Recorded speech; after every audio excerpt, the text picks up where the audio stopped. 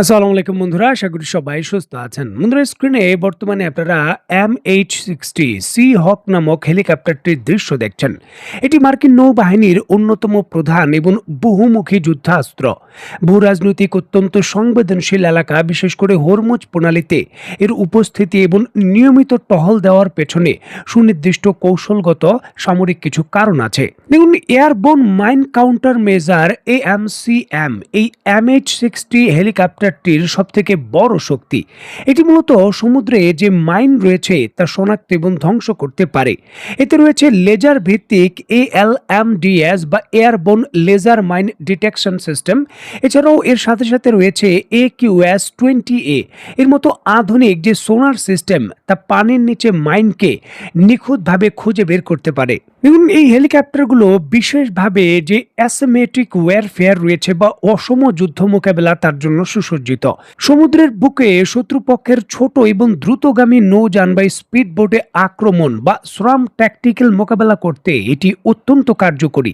বিশেষ করে hellfire missile, rocket, ভারী মেশিন গানে সুসজ্জিত এই হেলিকপ্টারটি আকাশ থেকে নিমিষেই এই সকল লক্ষ্যবস্তু ধ্বংস করতে পারে। দেখুন, ইরান বর্তমানে হরমুজ প্রণালীতে একটি নির্দিষ্ট রুট ঘোষণা করে দিয়েছে যে এই 2 কিলোমিটারের মধ্যেই ইরানের উপকূলের কাছ দিয়ে বিভিন্ন জাহাজকে যেতে হবে। এর বাইরে যে হরমুজ প্রণালীর অংশ রয়েছে সেখানে অভিযোগ রয়েছে যে বিভিন্ন ধরনের সি মাইন এখনো মোতায়েন রয়েছে, যেগুলো ইরান এখনো উঠিয়ে নেয়নি।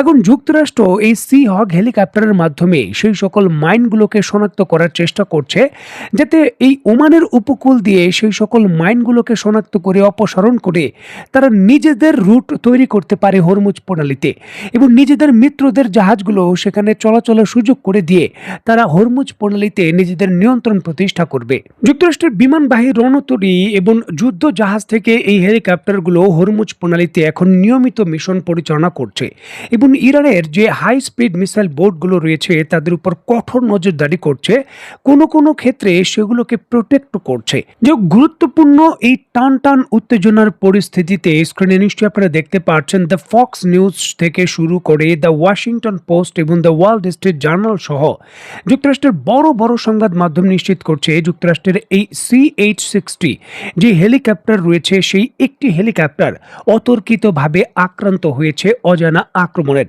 এবং এই কারণে জরুরি ভিত্তিতে হেলিকপ্টারটি অবতরণ করতে বাধ্য হয়েছে। এই ঘটনায় 4 জন ক্রুর মধ্যে এই হেলিকপ্টারের 3 জনকে উদ্ধার করা সম্ভব হয়েছে, বাকি 1 জন নিখোঁজ রয়েছে। যুক্তরাষ্ট্রের সেটকমের পক্ষ থেকে যেমনটা জানানো হয়েছে, USS জর্জ H.W. বুশ বা CVN-77 বিমানবাহী রণতরী থেকে উড্ডয়নের পর হেলিকপ্টারটি আরব সাগরে জরুরি ভিত্তিতে অবতরণ করে। এটি কিন্তু কোনো জাহাজ বা কোনো হেলিকপ্টারের ডেকে অবতরণ করেনি, সরাসরি সাগরে জরুরি ভিত্তিতে অবতরণ করে। এরপর 3 জন ক্রু সদস্যকে উদ্ধার করা হলেও 1 জনকে এখনো পাওয়া যায়নি।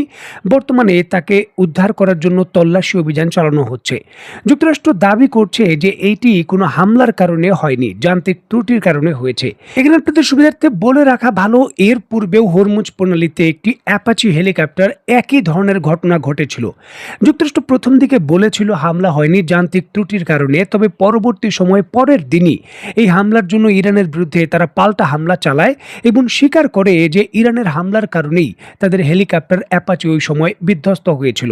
সুতরাং আজকে যেহেতু তারা এই দাবি করছে আগামীকাল ইরানে হামলা হতে পারে, যদি হামলা হয় তাহলে কিন্তু পরিস্থিতি বোঝা যাবে।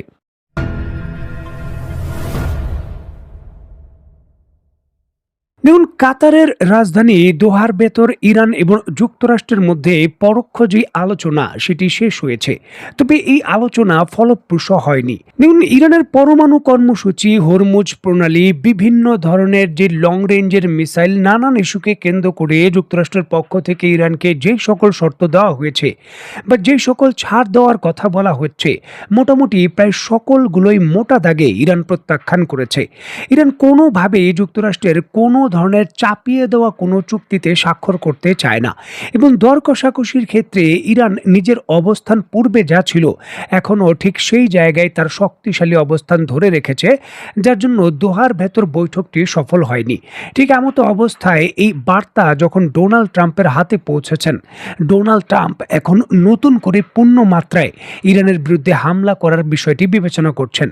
অত্যন্ত গুরুত্বপূর্ণ এই বিষয়টিকে কেন্দ্র করে যুক্তরাষ্ট্রের বিখ্যাত সংবাদ মাধ্যম দ্য ওয়ার্ল্ড স্ট্রিট জার্নাল তাদের প্রতিবেদনে জানিয়েছে, রিসেন্টলি ট্রাম্প প্রতিরক্ষা মন্ত্রী পিট হেগেটস জয়েন্ট চিফ অফ স্টাফের চেয়ারম্যান জেনারেল ডেন কেইনের সঙ্গে বৈঠক করেছেন। সেখানে ইরানের উপর সামরিক হামলার সম্ভাব্য বিষয় নিয়ে আলোচনা হলেও ট্রাম্প আপাতত সেই পথে হাঁটতে আগ্রহী নয়। কিছুটা তিনি সময় নিতে চান। তার আশঙ্কা, বড় ধরনের সামরিক সংঘাত হলে দীর্ঘমেয়াদী কূটনীতিক সমাধান এবং ইরানের পারমাণবিক কর্মসূচি বন্ধের প্রক্রিয়া বাধাগ্রস্ত হতে পারে। এছাড়া আগামী 18 আগস্ট পর্যন্ত হতে যাওয়া 60 দিনের যে যুদ্ধবিরতির চুক্তি বা ডেডলাইন রয়েছে, তার কিছুটা হলেও তিনি পার করতে চান এবং এই ক্ষেত্রে কিছুটা সীমিত পরিসরে হামলা করে ইরানকে বার্তা দিতে চান যে এই সময়ের মধ্যে যদি কোনো সমঝোতা না হয় তাহলে বড় সংঘাত অনিবার্য বা যুক্তরাষ্ট্রের পক্ষ থেকে সামরিকভাবে বড় প্রতিক্রিয়া দেখানো হবে। এই বিষয়কে কেন্দ্র করে সামরিক বাহিনীর সঙ্গে দফায় দফায় বৈঠক করে ডোনাল্ড ট্রাম্প এবং যুক্তরাষ্ট্র ইরানের বিরুদ্ধে তার দ্বিতীয় মাত্রার যে কৌশল রয়েছে তা প্রণয়ন করছেন।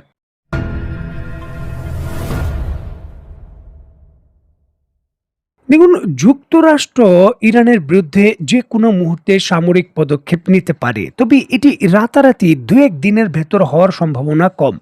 বর্তমানে ইরান তার দেশের ভেতর তার প্রয়াত যে আয়াতুল্লাহ রয়েছেন, আয়াতুল্লাহ খামেনি, তার যে শেষকৃত্য রয়েছে তা আয়োজন করেছেন। পৃথিবীর বিভিন্ন দেশ থেকে বড় বড় রাজনৈতিক নেতৃত্ববৃন্দ ইরানে উপস্থিত হচ্ছেন এই তার দাফন কাফনের অনুষ্ঠানে অংশগ্রহণ করার জন্য। যেমনটা জানা যাচ্ছে, বাংলাদেশের প্রতিনিধি দলের নেতৃত্ব দিচ্ছেন বাংলাদেশের জাতীয় সংসদের মাননীয় স্পিকার।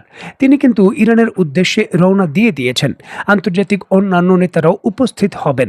ঠিক এমতো অবস্থায় যে কোনো ধরনের হামলা বিশ্বের অন্যান্য দেশের সঙ্গে কূটনীতিক টানাপোড়েন তৈরি করতে পারে, যার জন্য যুক্তরাষ্ট্র আগামী 1 থেকে 2 দিন সরাসরি ইরানে বড় ধরনের হামলা করবে এর সম্ভাবনা অনেকটা কম রয়েছে।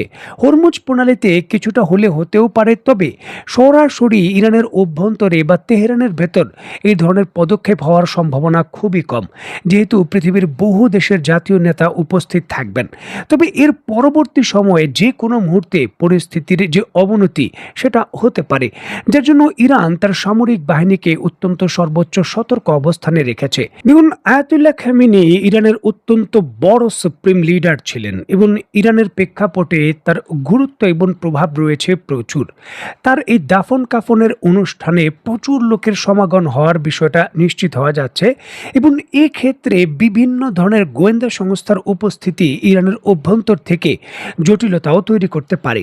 সুতরাং তার এই দাফন কাফনের অনুষ্ঠানের জন্য একটি বড় ধরনের স্ট্র্যাটেজিক যে মিশন রয়েছে সেটাই যেন ইরান অনেকটা বাস্তবায়ন করছে, যাতে কোনো ধরনের সমস্যা না হয়।